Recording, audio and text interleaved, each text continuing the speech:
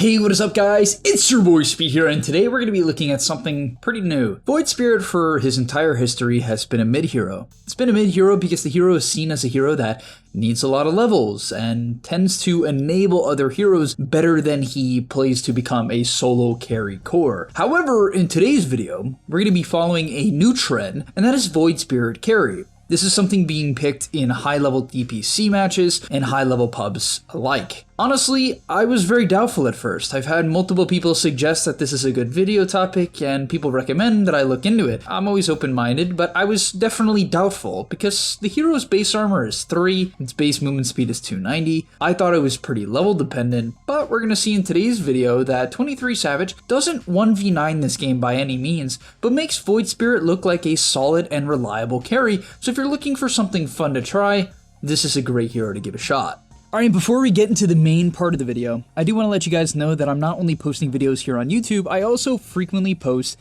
videos on the website. If you don't know what I'm talking about, almost every single day I'm posting a new video to the gameleap website. We're going to teach you guys in depth about how to get to the next level. So if you want to become absolutely broken and really take your game to the next level, I'm going to be able to help you, because sometimes the guides on YouTube, there's either not enough of them, they're not specific, or they're just tier lists, which I know you guys love, but at the end of the day, the gameleap website is going to help you get to the next level. So click the link down below and sign up. Alright, in the laning stage, the hero is pretty damn good. Even though I thought that its base stats wouldn't be good enough to be an average safe lane carry, it's fine. It's mainly fine because of the fact that your E, if you use it at the right time, can give you up to 100 damage block. This is obviously just really good. 100 damage block is 100 damage block. Now, in order to get that, you do have to hit 2 heroes with it, but even if you only hit 1 hero, you're going to block 2 auto attacks, and this adds up in the grand scheme of things. And the main way you're going to use Resonant Pulse is to secure a last hit and harass your enemy at the same time. Basically, the way this should look is when someone comes up for a deny, instead of last hitting the creep, you're going to hit them, and then you're going to use the E to secure the creep, harass the opponent, and get off another auto attack. And the entire laning stage is kind of just a rinse repeat of this process. At some point, you're going to start using your Q as it's reasonably low mana at only 75 mana, and you're going to go from there.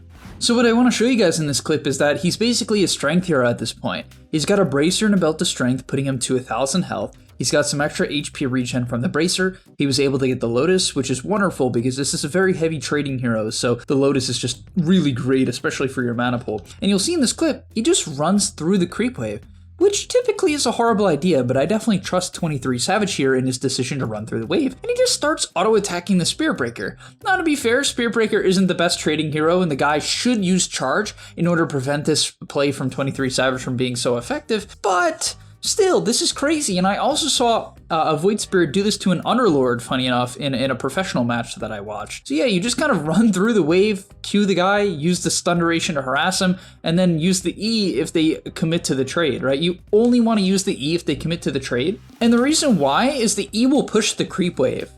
As a result, the more you use your E, the worse for your lane equilibrium. However, it is good to do if it's going to secure you creeps, or if you think the enemy is going to commit onto you and you can then trade. And eventually, over time, you're going to see that your mana pool is going to be a very robust 735 on intelligence treads. And yeah, you should just be trading over time. The first item you're going to be buying is an Echo Saber. However, you do want to complete your Bracer, Wand, and Treads before you do this. Then you're going to pick up Sage's Mask for casual mana regen, and you're going to continue to trade. And hopefully, if you've been trading well enough, you've either gotten a kill at this point, or you're setting up for a kill at your level 6 timing. And you'll see that eventually, at level 6, he's going to look to get a kill on the Spirit Breaker. He keeps his clarity going by avoiding the charge, and then eventually, even though the Spirit Breaker is 2/3 health and very tanky, it's pretty easy to chase the guy down with 2 Astral Steps, and they get the job done. Now, as the game progresses to the mid game and we get towards minute 10, your hero is going to change quite a bit, at least the playstyle. I would like to compare Void Spirit to Riki. If you're playing Riki carry, you should push out the occasional lane creeps and then fight. And that's exactly what Void Spirit wants to do. You should not, and I will repeat this, you should not jungle on Void Spirit. The only jungling on Void Spirit that is truly efficient is going to be taking stacks. Now, obviously, if let's say you're playing bottom and you're free farming your lane, okay? You're pushed in the lane and the enemy mid is sitting under his tower, the enemy safe laner is sitting under their tower, you're level 5 or you're level 7, and you've used your Astral Steps to farm or harass, you shouldn't look for a kill. In that case, yes, you should take a nearby neutral camp. However, look at this clip here. He's going to clear the mid wave using his step and his E that's going to one-shot the wave. And from there, instead of worrying about this cart, he immediately rotates to bottom. Didn't even worry about finishing off the cart. You can see where his priorities lie. He uses the tree line to fog the enemies, finds the Bat Rider, and kills the guy. Well, almost kills the guy. Eventually gets him with the second step, which you don't want to have to do. Optimally, you kill the person you're going on with one step, and you can save the other step to kind of kite out or disengage. It's also nice if you can use the second step to finish them off while also kiting out to your team, right? So astral stepping towards your team, as it certainly can get you killed when you have no dissimilate to double step in. And the reason why you don't skill dissimilate is it's just too much mana.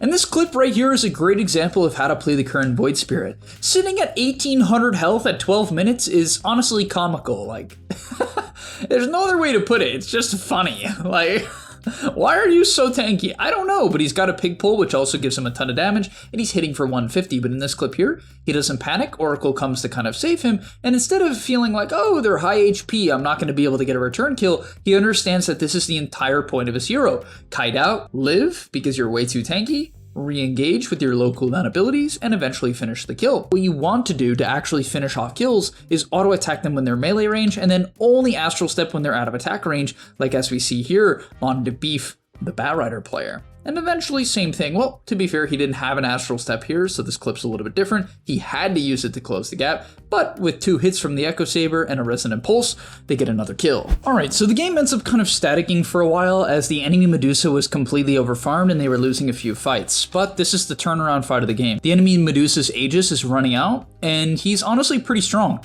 Currently hitting for 300 damage, and I'd like to quickly talk about skill build and talent build.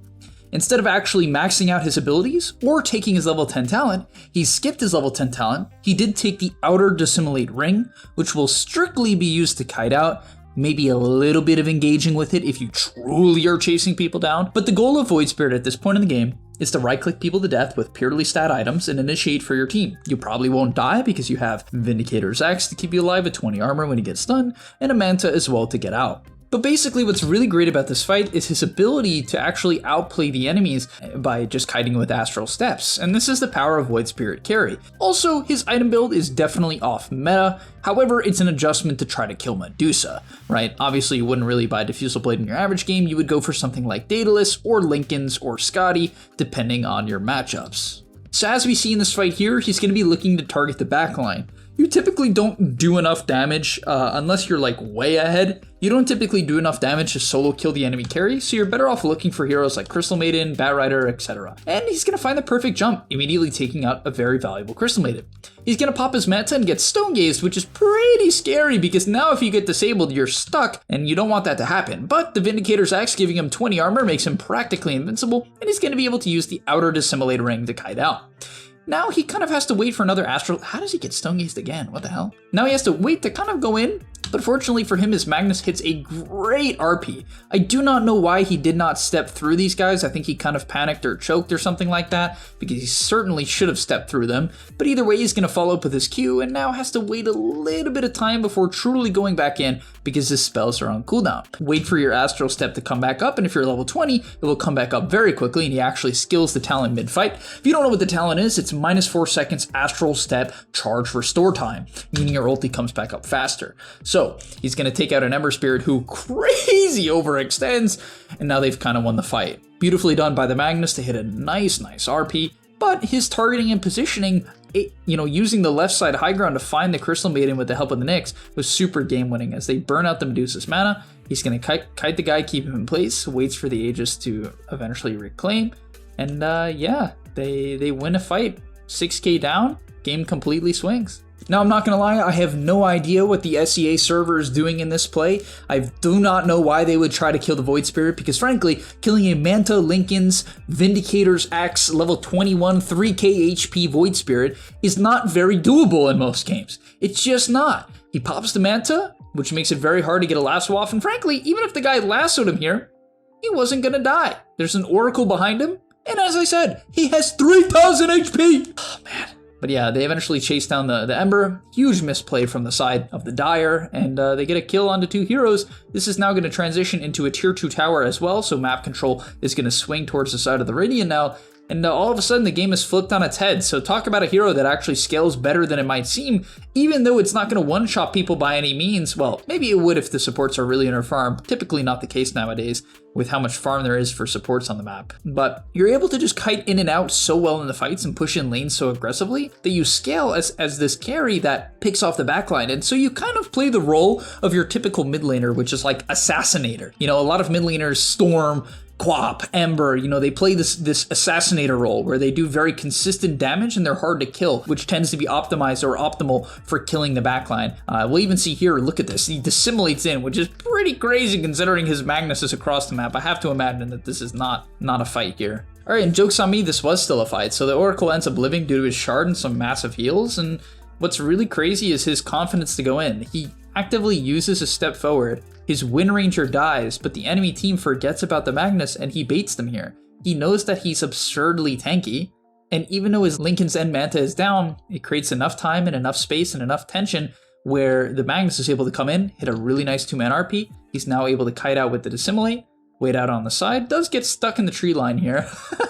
But now he can at any point go back in, and realistically this Dusa can't actually kill him that easily. You know, he's eventually going to have the E back up in a second, and with the Diffusal Blade, he nearly takes her out. Unfortunately, she is 9,000 gold ahead of him, so it doesn't end up going his way, but you can kind of see the potential, especially considering that fight started in the worst way possible. Your Oracle gets gone on basically first, then your Wind Ranger dies. Like literally the worst case scenario for a fight, and they almost won it. And really the main thing I want to highlight for this hero is the late game. I think the late game is what people don't understand about Void Spirit being so broken, and the main reason why this is a 54% win rate hero throughout all level pubs. Like this is just a good pub hero. It's the late game scaling, guys. So he's level 24, which means he doesn't even yet have the 140% Astral Step crit, so he's not nearly even as strong as he could be. Even Dissimulate Roots for 2 seconds is a great talent if the enemy team doesn't have Dispels. But either way, point being, is with no real damage item. I mean, let's be real. No Daedalus, no Nullifier, no Radiance, no Battle Fury, no Mjolnir, no true damage item.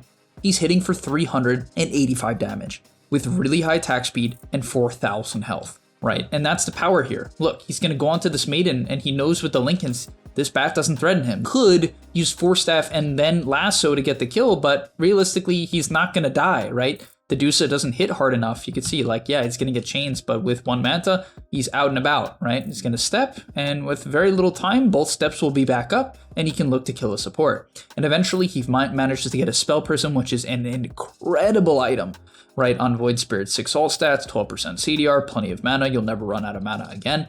And he's also now going to build a Nullifier, which is, in my opinion, the best late game item on this hero, because of the fact that it's going to let you kill people with Force Staffs, Glimmers, Ghost Scepters, Yules, Bulldoze, you know what I mean? It just does it all. Flame Guard it gets rid of. So it's just absolutely incredible to buy Nullifier almost every single game. Late game, there's going to be something to dispel. But yeah, in this fight here, kills the Batrider, kites out, using the outer Dissimulate ring to just buy a little bit of time, Nullifier back up. He does get Stone Gaze, but whatever, he's not in threat of anything.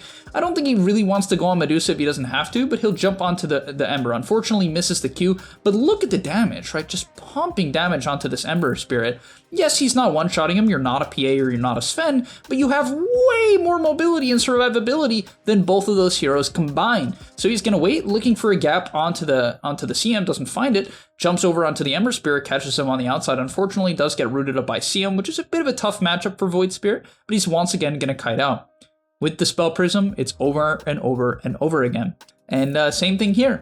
He's stuck in the trees, but who cares? Kites out, Dissimulate and ulti back up, auto attack, auto attack, auto attack, and somehow, with the help of his teammates, he's managing to take down the Medusa. And yeah, this is the power. I mean, you can see the power of this build. It's just a nuisance to play against. You can't kill him, and on like a 10-second cooldown, he's blowing someone up. And that's why this hero's win rate's incredible, even though he's mechanically difficult and the build is pretty new. But alright, thank you guys so much for watching. Hopefully you're inspired to pick this hero, and I'll see you in the next one. And I'm out. And that's all, but remember, before you leave, come on, before you tune out, subscribe to the gameleap website where we are going to help you get to the next rank. If you're stuck, click the link down below, and I'm out. Peace.